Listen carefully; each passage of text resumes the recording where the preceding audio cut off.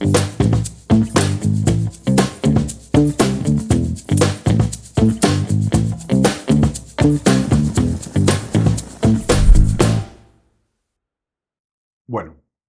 hoy está con nosotros en esta mesa de The Factor Podcast un profesional, una persona muy simpática, además, pero su papel no solo es fundamental dentro del set, dentro de una producción, sino que además es un desempeño, un puesto nuevo, muy novedoso dentro de la producción, por lo menos aquí en España.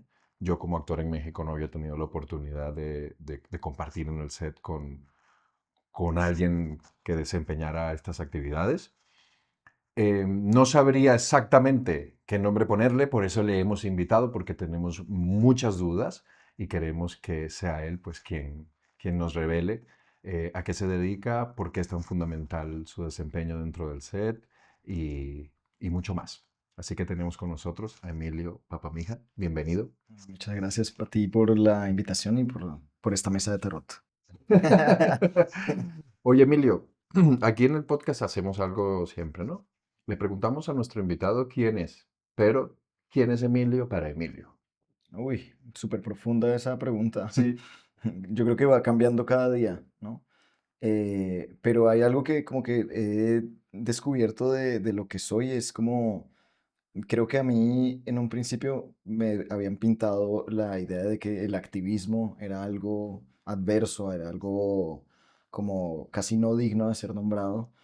Y hoy en día te digo que lo que más me gusta nombrarme es como activista, porque creo que son unos tiempos como tan, ahí sí, son tiempos adversos, que yo creo que la contestación ahí desde el activismo es como una contestación desde un amor profundo a, bueno, a creer que puede ser posible los cambios, ¿no? Ujú. Entonces, en este momento te voy a decir activista.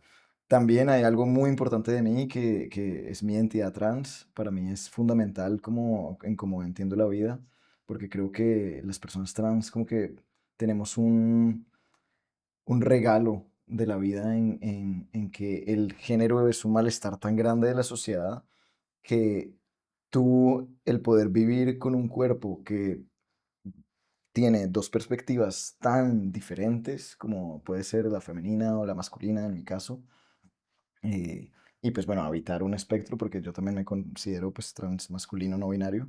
Ujú. eh, Creo que es como una cosa que enriquece mucho mi experiencia en el planeta Tierra, si lo quieres ver así. Entonces, bueno, creo que esas dos partes me acompañan hoy. Hoy. Mañana te diré otra cosa. Bueno, te invitaremos el año que viene a ver en qué punto A ver estás. cómo voy, sí, sí, sí, sí. Yo creo que el activismo es fundamental. Gracias al activismo muchas cosas están sucediendo, muchas cosas han sucedido, Mm. se han abierto muchas puertas y pues te agradezco que pongas tu energía y tu tiempo. En este caso, nos enfocaremos en lo que respecta a la industria del entretenimiento, ¿no? Mm. En las producciones. ¿Cuál es el papel que tú desempeñas? Vamos a empezar por el principio. ¿Qué estás haciendo actualmente en Intimact, en este caso? Sí. Yo soy asesor audiovisual, asesor de diversidad específicamente. De las cosas que a mí me interesa es que se entienda que, bueno, primero es importante poner en jaque como la palabra diversidad, porque cuando hablamos de diversidad tenemos que hacernos la pregunta de diverso a qué. ¿Qué es ese punto pivote que está en el centro que no es diverso? ¿No? ¿Cuál es la hegemonía? Y si te pones a ver, la hegemonía la podemos describir como el hombre blanco, cisgénero, heterosexual, que no tiene ninguna discapacidad y que tiene un cierto tipo de cuerpo. Entonces, el problema es que cuando nos acercamos como muy, muy, muy así, intentamos hacer como una descripción de cuál es ese personaje que está como hiper representado, ¿no? O sobre representado en mi forma de pensar, de ver, te das cuenta que tiene unas características que son inalcanzables, que tiene un cierto poder adquisitivo, que tiene una cierta vida, que su entorno es de cierta manera, y me deja un poco con la cuestión de cómo, bueno, lo que es diverso a eso, ¿qué es? Es casi que todo, ¿no? Entonces, A mí me gusta pensar esto porque muchas veces pensamos que la palabra diversidad como que se la adjudicamos a un solo colectivo o a una población en específico Mm. y al final, bueno, al final nos tiene que traspasar, ¿no? Al final tenemos que ver que nosotros también somos parte de esa diversidad. Entonces, lo que yo hago es también intentar entender o hacer entender que los cuidados no son intuitivos. Yo creo que esto viene mucho como de las teorías de la maternidad, ¿no? De las teorías de la maternidad del capitalismo también, que es un poco como, ah, bueno, las mamás saben qué hacer. Ujú. Y de repente pones la mirada en las madres o lesadres, o sea, cualquier persona que aterne, eh, y te das cuenta que los cuidados no son así de intuitivos, o sea, que vas aprendiéndolos, que puedes compartir ideas, que puedes entender otras formas y que tienes que poner un esfuerzo para entenderlos, ¿no? Ujú. Entonces, yo como asesor de diversidad, lo que hago es que te acompaño durante todo el proceso, en cualquier acompañamiento que tú quieras, yo te acompaño, cualquier acompañamiento te acompaño. Cualquier lugar que tú, Cualquier proceso, sí, digamos. cualquier proceso que tú veas que necesita apoyo, yo te acompaño. Desde la preproducción hasta la postproducción. Todo el tiempo pensando en cómo puedes tú transmitir las ideas desde un lugar de vulnerabilidad, pero también desde un lugar responsable, Ujú. entendiendo que el audiovisual es un potencial cambiador del mundo, Buah. ¿no? Cambiador social. Mm. Entonces, qué mejor que entender este potencial como un lugar en donde puedes mandar mensajes y decir, y sí, y cambiar algo de la sociedad, Sí, ¿no? O sea, hacerlo de una manera más responsable muy y, consciente. por ende, más afectiva también. Por supuesto. Sí. Ahora, tu acompañamiento, asumo o intuyo que puede ser desde diferentes lugares. Por ejemplo, soy guionista. Voy a escribir un guión sobre una historia que tiene contextos de LGBTI, por ejemplo. Tú ahí me podrías acompañar leyendo el guión y diciendo, José, pero esto por qué lo piensas plantear así, no es que mi idea es esta y podríamos llegar a un consenso, no sé cómo explicar esto, no sé, no, porque como no estoy dentro, quizás tú podrías ayudarme a construir esa historia de una forma mucho más coherente con una realidad social, por Sí, ejemplo. sí, sí, sí, total. O sea, tenemos como la falsa idea de que el audiovisual es un reflejo de la sociedad o un retrato de la sociedad, cuando realmente es un referente para la sociedad, ¿no? Entonces, para mí esto es fundamental porque muchas veces los proyectos que llegan para ser asesorados, pues son proyectos con personajes como muy blancos, que no tienen problemas como, bueno, o que tienen problemas como muy estereotipados, ¿no? Ujú. Eh, y que al final, bueno, solo hace falta como ver a tu alrededor y ya te das cuenta que el mundo no es así, ¿no? Entonces, la parte de guión es súper importante tener esa asesoría o la parte de creación. A mí me encanta la parte sí, de tutorías de laboratorios, de todas sí, todas las asesorías. Creo que es la parte más importante porque es cuando tú puedes como profundizar en los personajes. Entonces, mi idea es intentar como acompañarte para que tus personajes tengan una profundidad y que no caigan en los clichés Ujú. que puedan ser dañinos para ese colectivo. Y cuando hablo de diversidad, me refiero a personajes LGBTIQ+, personajes racializados, personajes migrantes, personajes con discapacidad, y personajes con cuerpos no hegemónicos.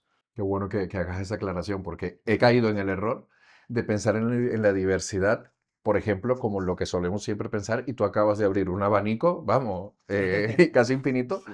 ¿no? Sí, sí, sí, no, la gente normalmente como que piensa que solo lo LGBTIQ+, y aunque es importante como que No es lo eh, único. sí, no es lo único. Y mira, el otro día como que lo pensaba, ¿no? Como me preguntaban que cómo iba la historia LGBTIQ+, en cuanto a representación del audiovisual. Y la verdad, o sea, va creciendo, va mejorando todo, pero la verdad, si te pones a ver la historia de la representación de la racialización y la migración en España, es fatal.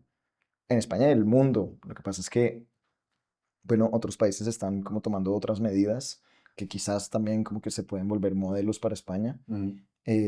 Pero en cuanto a racialización y migración, en España está súper lejos de ser algo que, que tengamos todo eso aquí en la cabeza, ¿no? Que nos rechine, porque a mí me parece que lo fundamental es que tú veas una película y que te salte a los ojos el no ver una persona racializada, una persona migrante en una producción, ¿no? Ujú. Ese es como mi objetivo principal, como que ojalá en un momento se acabe mi profesión y que todos seamos como muy conscientes de, ah, Que ya mira, está integrado, que ¿no? ya está integrado, como mira, ¿y por qué no una persona con discapacidad, como que nos hable no de discapacidad, sino de otras cosas? Ujú. Y empezar a ver el mundo y el audiovisual desde otros lentes que no sean desde el lente colonizador, porque es que estamos súper acostumbrados a ver las cosas como un safari, ¿no? Es como un circo, como esto es la persona, una persona negra, esto es una persona trans, esto es una persona... Y claro, al final, pues las historias están ahí para atravesarte de una forma. Entonces, bueno, entonces en preproducción en la etapa, bueno, Ujú. de conceptualización del proyecto, del guión, esa parte es fundamental porque van a ser todos los cambios profundos. Claro, contar la historia desde un lugar honesto, que vaya en concordancia con la sociedad, con la verdad, ¿no? Que básicamente nosotros quienes contamos historias queremos eso, acercarnos a la verdad y proyectar a la sociedad cambio, transformación, ¿no? Ahora, Emilio, una vez que está el guión, supongamos que no contamos con Emilio o con una investigación profunda y construimos una historia a partir de lo que nosotros investigamos y de lo que nuestros compañeros llegamos a unas conclusiones. Y te invitamos a la producción ya empezada, es decir, desde una guión que ya estaba aprobado, unos actores que ya están elegidos. Ahí también podrías apoyarnos y acompañarnos. En que, porque me viene a la mente, por ejemplo, yo como director quizás no sabría cómo dirigir a nivel personal un elenco muy diverso, ¿no? Tú podrías ser mediador allí. Sí, mira, a mí la parte que más me gusta es la parte pedagógica, A ver. porque realmente creo que es la parte más transformadora. Yo después te puedo ayudar a hacer protocolos antiviolencia o protocolos de convivencia, ¿no? Para que tú puedas cuidar lo que tú dices, ¿no? Esa diversidad. Que es muy importante porque al final, sí, es que para mí todo se basa en los cuidados. O sea, al final es un poco como estos problemas de desjerarquizar las dinámicas del audiovisual, Ujú. ya están siendo como, ya tenemos que renovar, Mm. ¿no? Ya tenemos que replantearnos la idea, por ejemplo, del director, como, sí, como intocable, como, no, hay que democratizar un Esta poco. pirámide hacerlo un poco más horizontal. Exacto, sí, porque te das cuenta que, y en todos los análisis que yo hago de contenido, te das cuenta que todo el mundo intercede en un mensaje. O sea, eso es, y eso parece, o sea, parece obvio, pero no sé, sí, como que no sale como que todavía no se ha llegado al punto de encontrarse realmente, ¿no? Que intercede quién es camarógrafo, quién del maquillaje, quién es de vestuario, o sea, todo el mundo puede dar muchos mensajes con su visión. Entonces, ya con esta democratización de la que te hablo, yo creo que lo más importante es los cuidados y ahí la pedagogía es muy, Ujú. mm, sí, es muy interesante porque es diferente tener a un equipo preparado para sostenerse, sí, sostener nuestras vulnerabilidades, ¿no? Que son muy diferentes, porque el problema es que la forma en que se ha hecho el audiovisual está muy basada en, en la profesión, ¿no? Y esa profesión está muy localizada en lo que es el contexto del lugar en donde se está haciendo, ¿no? Entonces, Ujú. esa profesionalidad, por ejemplo, aquí en España, Ujú. pues está basada, para que sirva en funciones de una persona que ha vivido aquí, ¿no? Que ha nacido aquí, que es blanca, que es cisgénero, que es porque todas estas normas son las que te ayudan a ir como desempeñando un trabajo y tienes muchos más probabilidades, entre comillas, del éxito si cumples con todas estas, porque no habrá nada que te impida llegar ahí. Claro. Pero luego te das cuenta como, no, un momento, es que, o sea, la sociedad es diferente, la sociedad tiene otras cosas, tiene otras capas, y bueno, están las personas migrantes, por ejemplo, Ujú. que viven otra realidad completamente diferente. Entonces, ¿cómo hacemos para ponernos de acuerdo y visibilizar estas diferencias y potencializar esas diferencias para que sean un añadido al rodaje o a la producción? O sea, que sean algo que mejore, ¿no? Que contribuya a, no sé, a hacer brillar más la producción, si quieres ponerlo de esa forma, ¿no? Pero sí, ¿cómo hacemos para entendernos esos lugares? Luego ya después hay cosas como muy prácticas también, Ujú. eh, que por ejemplo un ejemplo muy básico es como el tema de los baños para las personas trans. Por ejemplo. Ahí, ¿cómo, cómo se gestiona eso? Exacto, entonces tú tienes que asegurarte de que en tu rodaje todo el mundo pueda ir a un baño. Y muchas veces lo que yo me encuentro es que, bueno, primero hay gente criticando a otra gente porque usa un baño o porque usa el otro. Y lo segundo es que a veces hay baños que no son adaptados para las personas trans. Por ejemplo, yo siendo una persona trans masculina, no solo en rodaje, pero sí como en otros lugares, llego a baños en donde no hay sanitario. Entonces, claro, pues si no hay sanitario, yo no puedo ir al baño. Entonces me toca o ir al baño Niñas, de las mujeres. mujeres o ir a la calle a mear en la calle, ¿no? Claro, Y pues qué más inseguro también como para mí también como, claro. y pues, Y luego las mujeres no se sentirán algunas, o algunas dirán, oye, se genera exacto. ahí un... No, y a mí me han sacado de baños de mujeres como, o sea, seguratas Ah, que ok. me dicen como, no, tal, y al final es como, bueno. Entonces habilita tus baños de hombres, o sea, muchas veces no tienen ni puerta, Ujú. ni seguro, y bueno, el seguro quizás es lo de menos, como para, Claro, ya ahí vamos bajando estándares, ¿no? claro. Pero muchas veces como esto, por ejemplo, no se entiende en el set, o el tema de los pronombres, todo. Entonces, Exacto. El tema de los pronombres me interesa mucho porque hay una gran confusión y cada vez salen más, no es que salen, se revelan, que es diferente. Formas de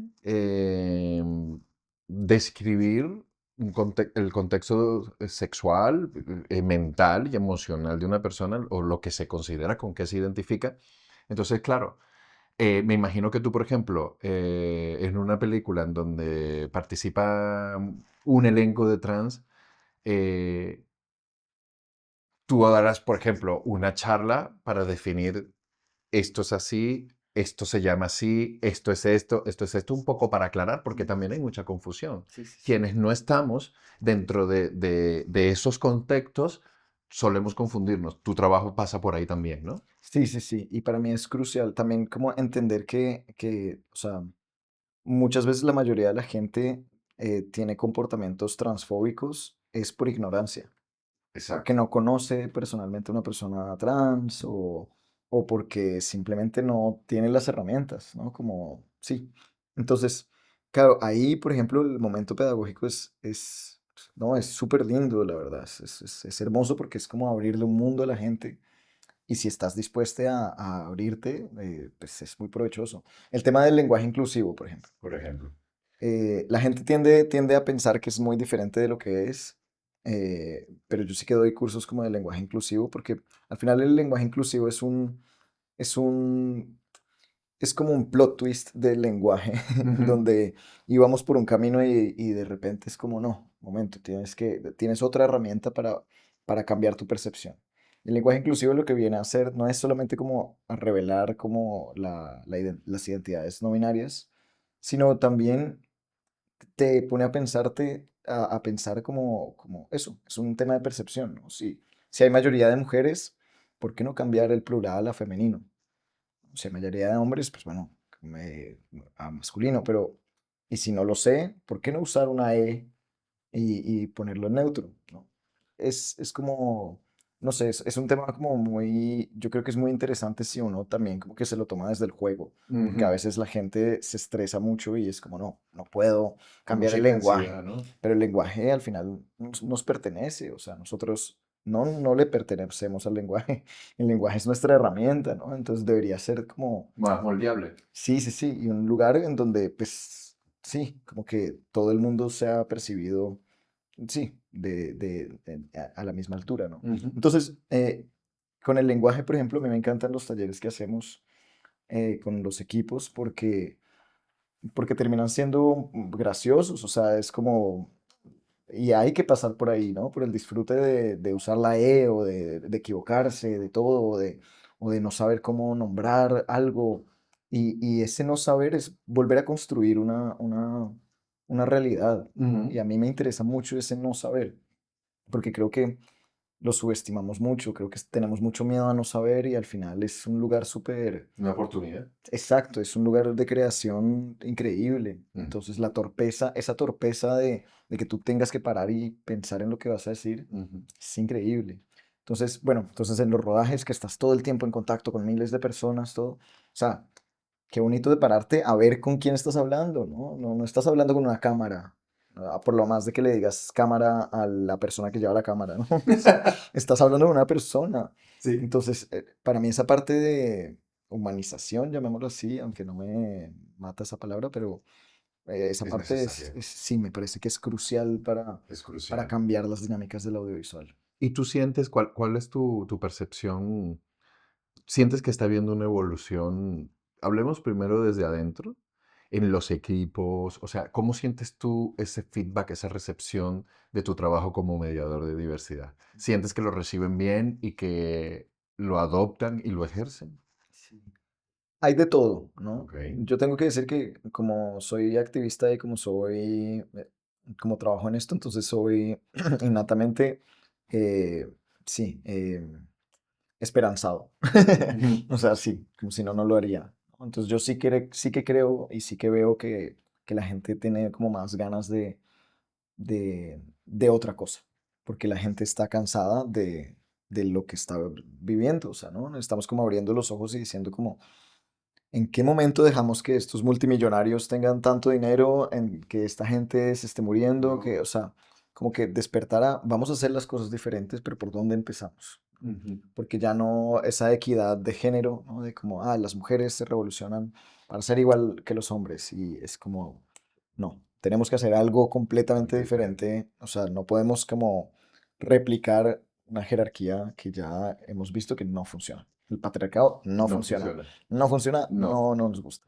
Y te lo digo como me identifico como hombre y mi visión es que no funcionó y estoy dispuesto a hacer lo que sea por cambiar ese contexto tan fallido. Sí, sí, sí, total. No, y es eso. Entonces, eso a mí, por ejemplo, me encanta eh, porque yo creo que sí que la gente está intentando buscar otra forma de hacer. Mm. Y resulta que, mira, Úrsula K. Le Guin lo decía en un discurso, ¿no? Decía como, es que hace un tiempo la monarquía parecía imbatible, ¿no? Parecía algo que no podíamos cambiar.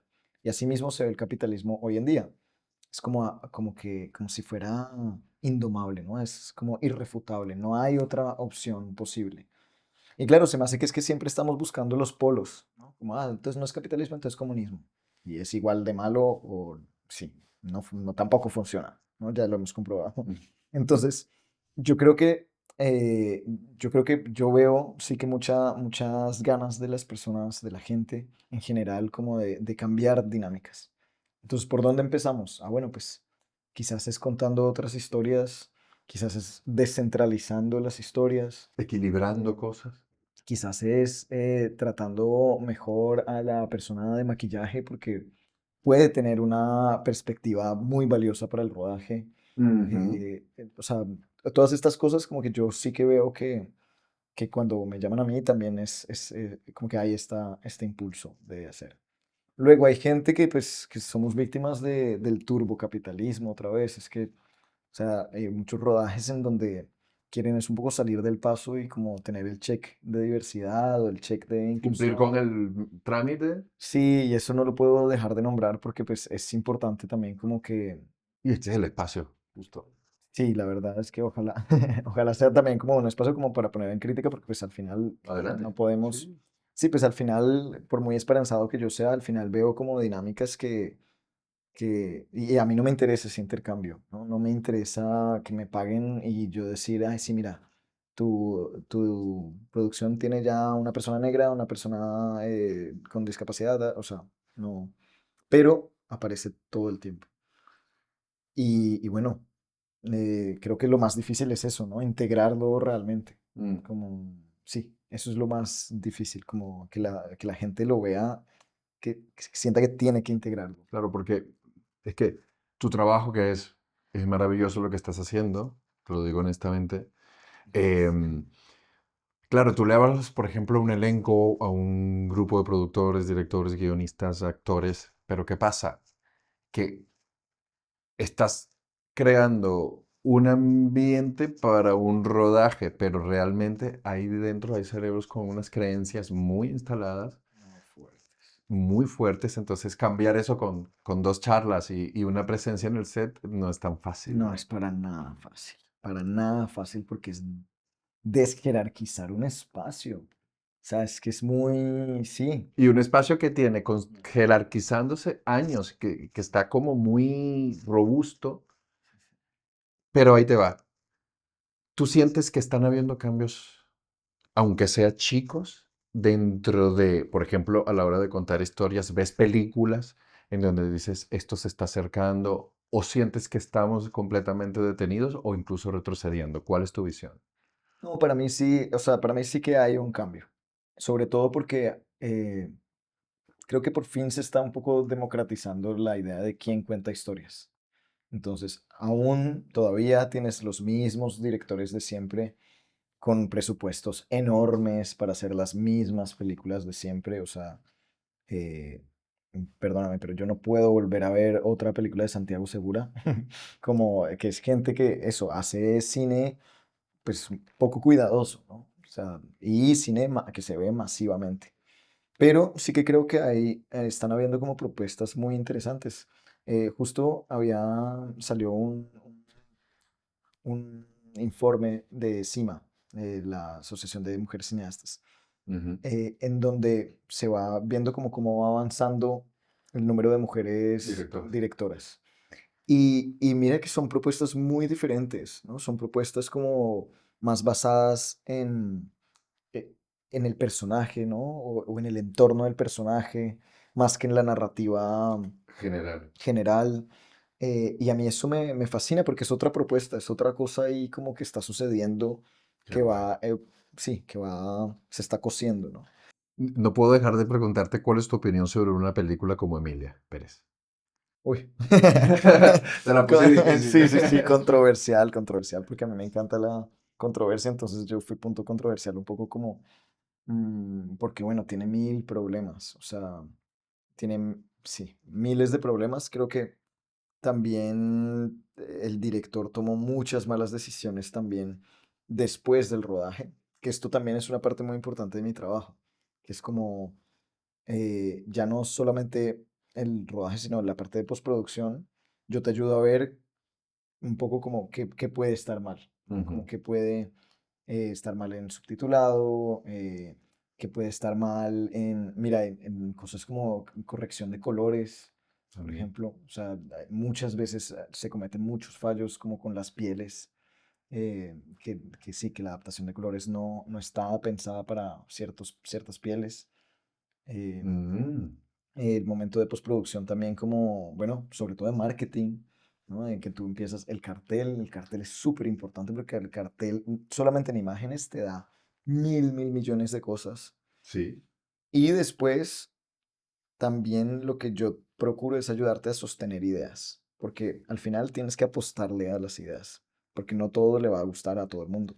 Y mi trabajo es un poco como sí, pues decirte como, mira, esto, vas a tomar este riesgo, pero bueno, pues que sepas sostenerlo un poco, eso. Entonces, lo que hizo este director fue no sostener para nada sus ideas, porque cada vez iba como haciendo un hoyo más grande, de, claro, entonces se Se vio vio. perfectamente como él era el perfecto colonizador, colonizador epistemológico, colonizador de tierra, colonizador de todo, ¿no? Era un francés que retrataba a México desde un lugar como re exótico, Ujú, ¿no? Eh, las identidades trans desde un lugar también safari, ¿no? O sea, del safari que hablábamos ujú, antes. ujú, Entonces, claro, pues termina Carla Sofía Gascón sosteniendo un discurso insostenible ujú, y pues por eso termina ahí, pero además de que ella pues tiene sus ideas también un poco como no actualizadas ujú. y termina como con una responsabilidad muy grande, Mala entonces pues combinación. malísima combinación. Entonces ahí es donde ves un rodaje en donde la gente no se está sosteniendo mutuamente porque no se hablan. O sea, luego empezaba a decir el director una cosa, a decir Selena Gómez otra, o sea, todo como, ahí ves como que nada estaba como tejido, ¿no? Ujú, ujú. Entonces, bueno, fuera de los errores fatales que tenía la narrativa, ya narrativa, porque es que narrativa, sí, narrativa tenía unas cosas que, por ejemplo, una cosa como muy básica pero muy visible era como Carla Sofía era, se presentaba como este hombre cis, racializado, ¿no? Mexicano, mafioso, muy violento, y de repente pasaba a ser mujer, pero mujer blanca, eh, pues salvadora, ¿no? Entonces Ujú. como, claro, ahí denotas un poco como la intención del director es crear empatía con el personaje, pero ¿desde qué punto? ¿Desde qué punto? Ujú, ¿desde qué punto? Pero bueno, eso, por ejemplo, fatal. Luego tenía otras cosas que a mí sí que me gustaban, ¿no? Que yo defendía un poco, que es como, uf, qué chévere ver a una mujer trans mafiosa.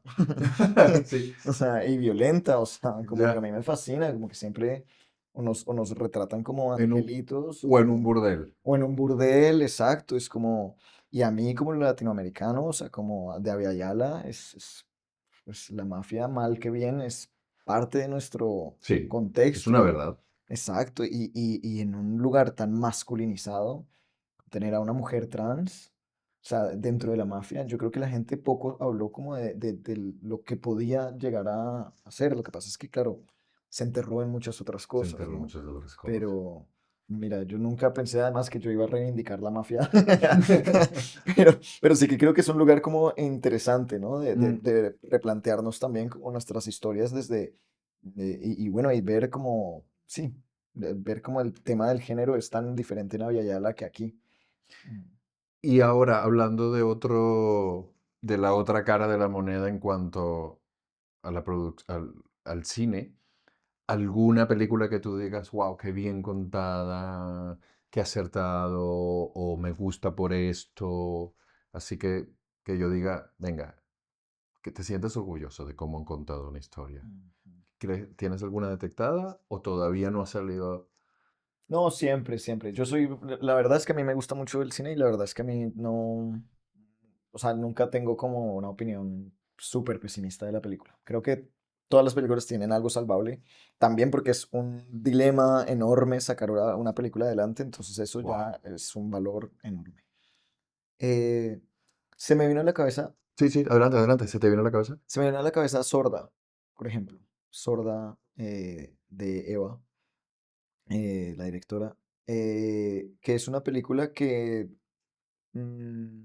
yo creo que se acerca bastante, o sea, como que la forma en cómo hicieron el rodaje, el lugar en donde se sitúa ella para contar la historia, mm, creo que es algo que se aproxima mucho a en lo que yo creo. Creo que también es experimental, creo que propone nuevas cosas, no deja de ser, eh, sí, no deja de ser una propuesta novedosa también, ¿no? Y a mí hay cosas de la narrativa que quizás cambiaría, pero como siempre, o sea, y ni siquiera como por crítica, es como por construcción. Ujú. Pero a mí, sobre todo, se me hace una película que hace rato no veía una película como que completa en partes que no esperaba. Ah, Entonces, bueno, o bueno, sea, es una buena recomendación, la veremos. sí, sí, sí. Sí, luego tienes como las productoras matan muchas veces, se nota cuando las productoras cogen un proyecto y les quieren dar un tono. eh, Porque también se me viene a la mente una idea y es que muchas veces tenemos un guión en el cual creemos, en el cual confiamos y necesitamos cómo sacarlo adelante, necesitamos los recursos para sacarlo adelante. Entonces, claro, quienes ofrecen esos recursos muchas veces quieren intervenir en el guión. sí, sí, sí. Y yo creo que Sí, ahí es un totalmente. punto de donde nos damos cuenta que muchas cosas vienen incluso desde más arriba aún.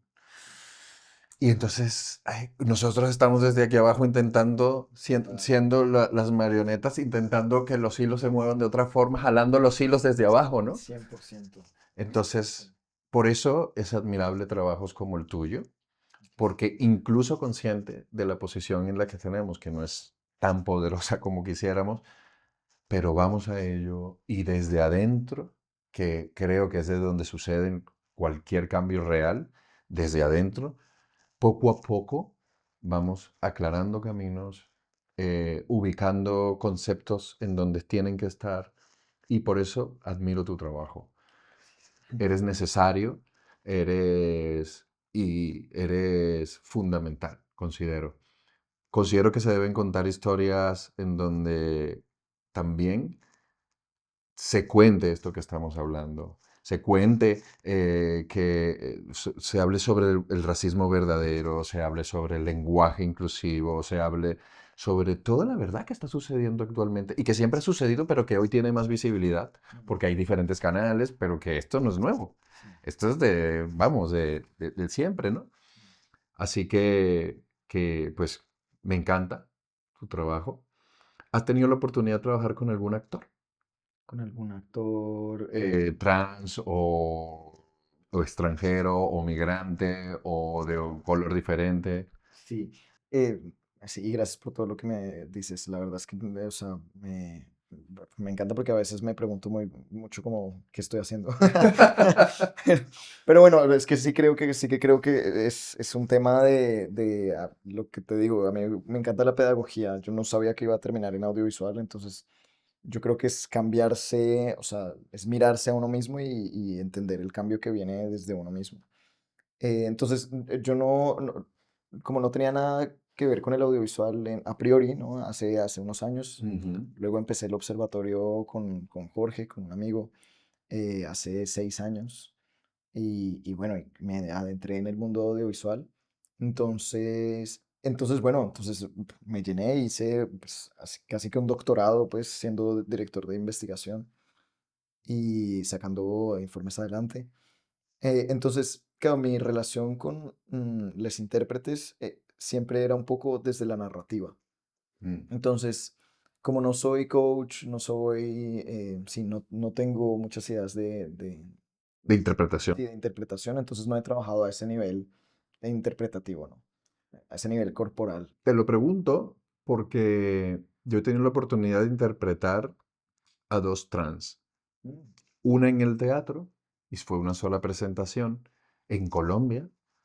em, y yo me iba a Teatrón y ujú, me hice amigo de cuatro de ellas y me adoptaron y me dijeron, venga, te vamos a ayudar. Bueno, fue una experiencia muy bonita. Quiero decir también que recibí siempre muchísimo respeto. De hecho, yo iba a Teatrón y no permitían que nadie se me acercara. Em, Mantuvieron siempre una línea tan, tan humana.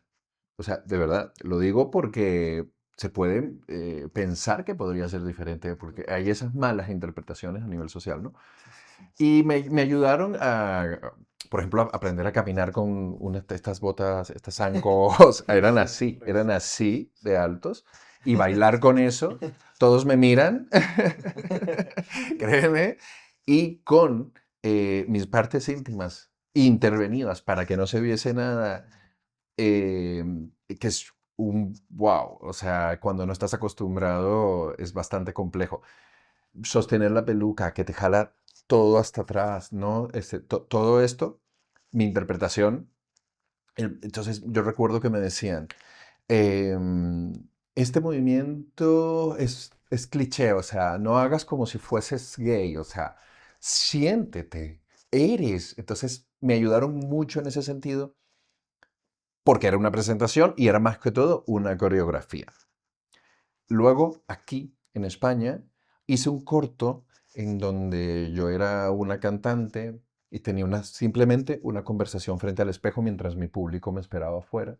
Era una conversación en donde yo luchaba contra mi adicción a la cocaína. En ese momento, decido dejar la cocaína para siempre y, y me empodero y salgo a mi público. Yo hoy veo ese producto, ese corto, y me hubiese encantado contar con alguien como tú y hacerle muchas preguntas eh, eh, para construirlo. Entonces, no sé si te has planteado poder ayudar a los actores, no tanto desde el punto de vista interpretativo, pero sí en la construcción del personaje. Sí, la construcción del personaje a mí se me hace crucial, como sobre todo porque muchas veces cuando las personas cis interpretan a personas trans, por ejemplo, que es un muy buen ejemplo, eh, lo que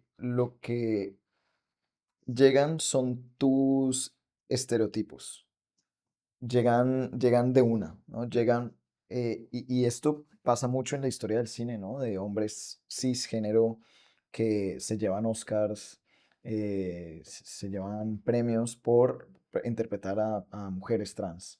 Pero el problema es que esas interpretaciones están basadas en, en lo que creemos colectivamente que es Mm. una persona trans. Y por eso lo digo. Y ahí vienen todos tus sesgos, o sea, todos los sesgos, ¿no? Todo. Y que viene también como desde un plan, mal desde un planteamiento de dirección, de guión, de todo, ¿no? Mm. Porque al final es como si yo te digo como, ay, actúa como venezolano.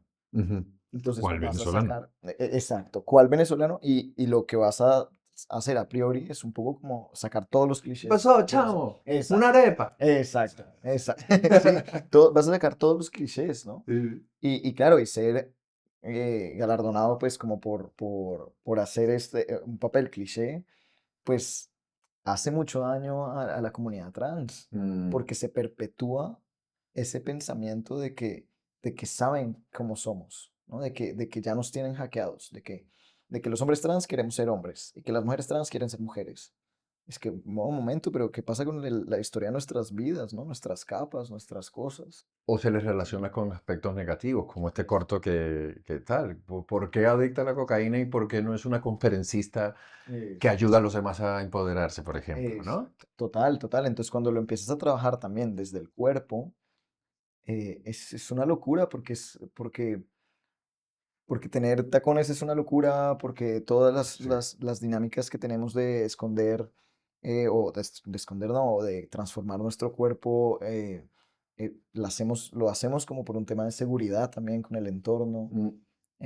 No solamente es un tema de disforia, como que la gente piensa que es como que nos sentimos cómodos con nuestro cuerpo, pero más allá de eso es como, es parte de nuestra seguridad. Es que en la calle somos muy vulnerables Mm. y ver a un hombre con tetas puede ser un objetivo de violencia, Mm. seguro, o ver a una mujer con, o sea, sin ellas también, o sea, como hay otras capas que, que en la exploración corporal tampoco las puedes llegar a entender. Mm. Entonces, sí que, bueno, en la narrativa yo creo que está todo, ¿no? Está Todo. como... A partir de allí, ¿no? Sí, sí, sí. Sí, sí. Y creo que también todo es como en contexto, ¿no? Hoy en día, por ejemplo, hoy en día estamos en un momento como tan crítico políticamente que, que, que yo desaconsejaría que una persona cis actuara como una persona trans. Porque, porque alimenta. Yo creo que utópicamente podemos llegar a ese momento en donde todos hagamos papeles de todo. Ujú. Yo lo creo fielmente, creo que la actuación es un lugar hermoso como para encarnar, para vivir, para sentir, ¿no? pero creo que en este momento nos hace mucho daño porque la gente tiene este imaginario colectivo en que somos personas disfrazadas. Y cuando tú ves a un hombre cis hacer de una mujer trans, piensas que lo trans es tener una peluca. Y esto es el imaginario colectivo, ¿no? O que por ejemplo, pasa mucho que los hombres trans caemos en este cliché de que la gente cree que somos mujeres acomplejadas, que queremos el privilegio de los hombres, entonces nos sometemos a un tratamiento hormonal y a cirugías para poder ser hombres. Mm, Y estamos muy mal si pensamos que el tema del género es netamente estético, ¿no? mm, Porque si no, entonces pues pongámonos barba todos y ya y ya, salimos del, de todo. del paseo, ¿no? Claro. Sí, entonces, claro, entonces que una persona cis en este momento haga de una persona trans conlleva muchas cosas. Yo no digo que no sea posible, porque lo veo posible. En lo que tú dices, yo creo que con el acompañamiento cercano y, ¿cómo se dice? Como sí, pues un acompañamiento como más ideal, se puede completamente complejizar un personaje. Pero luego es eso, que pensamos que ya sabemos y ya lo tenemos como dado por Sí. hecho. Yo creo que lo mínimo que podemos hacer como actores es reunirnos con personas como tú, hacer una investigación profunda y ir validando el paso a paso, porque estamos tocando terrenos inexplorados y hay una responsabilidad tener, llegar a una audiencia desde la ignorancia. Sí. Es completamente irresponsable. Sí, sí, sí. Sí, mira, y en estos días vi una entrevista, es que no se me olvidan los nombres, pero de un hombre cis que hizo de mujer trans. Y me encantó porque tenemos como todos estos sesgos de pensar de que una persona no puede hacerlo o que es inaudito que lo haga. No, pero al final él contaba su experiencia y decía como que él encontró como una potencialidad de su feminidad en donde cuando se vio al espejo, él como que tenía una cosa con su estética de querer, no sé, o sea, querer explorar el personaje desde otro lugar, que no era una curiosidad de como esto es otra persona, ¿no? Sino que él como que se encarnó y él era él, y era una parte de él. Y Mm, no sé, me conmovió un montón, o sea, me dio como otra noción de esto que a veces pensamos como, no, no se puede hacer nada. Es como, no, o sea, se puede hacer desde otros lugares, sí. si nos despojamos un poco del ego, Ujú, ahí hay algo que va transformando, ¿no? 100%. Y yo creo que, o sea, sin modestia, o sea, modestia aparte, como yo creo que las personas cisgénero pueden aprender muchísimo de las personas trans porque tenemos mucha información sobre lo que es habitar el mundo, ¿no? No sé. Sí, Entonces, bueno, sí. perdón, me hiciste acordar de esta No, entrevista. buenísimo, buenísimo, porque eso habla también de una evolución de la conciencia, desde dónde estamos abordando las cosas. Hay una tendencia actual que acompaña la de las mujeres directoras y es la vulnerabilidad masculina en el cine. Se están empezando a contar historias donde el hombre ya no es el macho alfa de barba, con camisa negra, el pelo, o sea, Ujú, sí, sí, sí, sí, ¿sabes? total. Sino un hombre que ha conectado con su parte femenina, con su parte sensible, con su parte vulnerable, que es la verdad, Sí, ¿sabes? sí. Es la verdad. ¿Por qué? Porque el hombre se está dando cuenta que no tiene por qué ser igual que sus abuelos. Ujú, total. El del campo y que también hay otros terrenos que podemos explorar sin perder nuestra identidad sexual y sin perder nada, simplemente conectar con otros espacios que hacen que tu vida sea incluso mucho más rica, ¿no? Tu existencia. Sí, sí, sí. Sí, mira, a mí esta es la parte que me está moviendo más en los últimos meses, que es, y justo acabo de comprar un libro que se llama ¿Y qué hacemos con los violadores? Mm, Y a mí se me hace que es crucial ponernos esto en la cabeza, ¿no? Es como, ¿qué vamos a hacer entonces con la masculinidad? ¿No? Porque resulta que de repente antes teníamos la muletilla de, la histeria, ¿no? Para hablar sobre la feminidad de una manera peyorativa. Y ahora tenemos la muletilla de hablar de la masculinidad tóxica, ¿no? Entonces mm, todo es masculinidad tóxica. mm. Es que ya ni siquiera tienes que decir tóxica para referirte a que la masculinidad Ya estoy. es, exacto, es tóxica. Y yo como persona transmasculina, como que Eh, Yo creo que espiritualmente vine un poco como a entender como que son esas partes de la masculinidad que todos tenemos y que también son salvables y que también son hermosas y que también pueden ser sombrías, como la feminidad que también tiene sus sombras, todo. Pero es como, ¿cómo vamos a reivindicar también la masculinidad? ¿Cómo vamos a salir de un sistema punitivista Ujú. en donde cancela, ¿no? Es como, no, esto ya no se puede hablar. O sea, ¿qué vamos a hacer para entendernos y para hacer esos procesos juntes, ¿no? Para ver hacia dónde vamos, ¿no? Entonces, últimamente hago bastantes talleres sobre masculinidad para hombres cis y me están dando la vida entera. O sea, me parecen súper bonitos, me parecen como que es desde un lugar que es necesario, que es transformador, porque, Mm, porque tenemos que vernos desde, o sea, creo que lo más difícil para mí en el acto de la deconstrucción no es solo vernos como oprimides, sino como opresores. Y creo que a veces en discursos de mujeres cisgénero no se evidencian como opresoras, como posibles opresoras. mm, Y esto es reproducir lo que ha sido para los hombres cisgénero, es no entenderse como opresores. Entonces, una vez vemos ahí como que podemos ser posibles opresores, dependiendo del entorno en el que habitemos, que esto lo digo muy ligeramente, pero claramente es mucho más complejo que eso, yo creo que identificando como cuáles son estas posibles violencias, podemos desactivarlas mm, desde otro lugar. mm. Entonces, sí, entonces la verdad es que ahora me parece importantísimo que el audiovisual también empiece a retratar la masculinidad desde otro lugar. Ya no queremos más el viaje del héroe, ya no queremos más, o sea, como estos personajes planos, porque claro, me encuentro bastante constantemente en muchos proyectos que me llegan en, en que sí, me parece importantísimo como complejizar dos personajes de mujeres, pero luego ves que los personajes de hombres son súper planos, son como líneas así rectas. Y siempre resuelven sus problemas. Y no tienen nada, pues, nada interesante, ¿no? Nada, Ya. nada que yo me pueda haber No hay identificado. tridimensionalidad, ¿no? Exacto.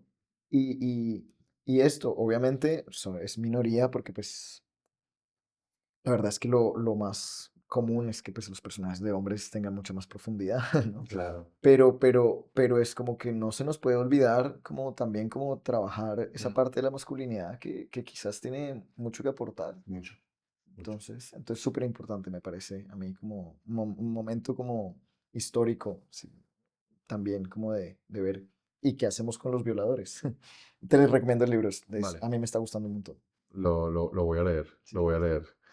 Bueno, Emilio, muchísimas gracias por estar aquí, por aportar tu valor, tu conocimiento, tu perspectiva, tu visión que abre la visión de quienes nos ven, sean productores, directores, actores. Estamos viviendo un cambio a nivel global en todos los aspectos, en todas las áreas, y este tan esencial no podía quedarse atrás. Para eso existen personas como Emilio que nos ayudan, que son ese eslabón de la transición entre una forma de hacer y ver las cosas y una nueva forma de hacer las cosas mucho más amplia, mucho más consciente, que incluye muchos más aspectos que son humanos, que son reales, que son tangibles y que existen. Así que gracias por estar aquí, Ay, gracias a ti, gracias por Jesús. tu trabajo. No, gracias. Y ustedes quiero que por favor dejen su opinión aquí abajo. ¿Cuál es tu visión al respecto? Síguenos si te interesa seguir percibiendo este tipo de temas para ti como actor, como artista, y compártelo si te parece interesante. Muchísimas gracias.